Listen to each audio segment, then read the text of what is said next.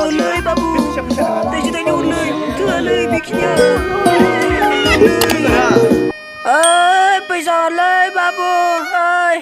ओइ बाबु पैसा हरलै बाबु थाइसे हरलै जै जाथों इसोरा अरायबो अनथों जै पैसा हरलै दासो बुजिदों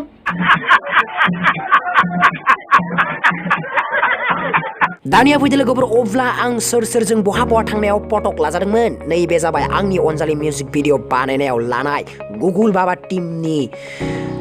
आंनि अनजालि मिउजिक भिडिअ लानाय फटकमोन नैबेबो आंनि अनजालिनि मिउजिक भिडिअनि बिखारि जानाय आरो नैबे आब'जों लाजानाया दावधारा आर्टिस्ट एसोसिएशननि मिटिङाव लानाय आरो नैबे रिंकि आब'जों लाजानायाबो दावधारा आर्टिस्ट एसोसिएशनाव लाजानाय आरो नैबे सोरां बिदा गेदेरजों लाजानायाबो आर्टिस्ट एसोसिएशनाव दावधारायाव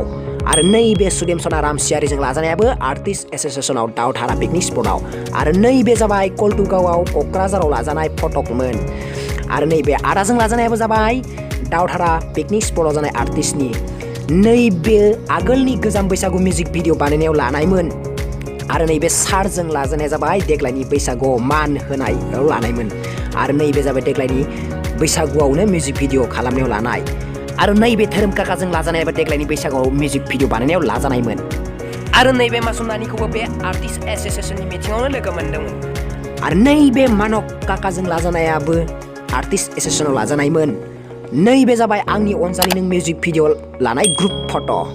आरो नैबे आदा सानैजों लाजानायाबो क'क्राझाराव लाजानायमोन आर्टिस्ट मिटिङाव नैबे जाबाय आं हारसिङै थानाया शुटिं टाइमाव लानाय फट'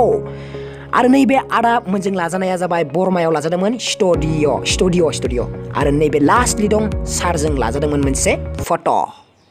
देनां बोरायब्लाथाय नायनो थाथोंसै होनानै आपल'ड होनाय जाबाय लोगोफोर आंनि बे चेनेलाव गोदानबा चेनेलखौ साबस्क्राइब खालामदो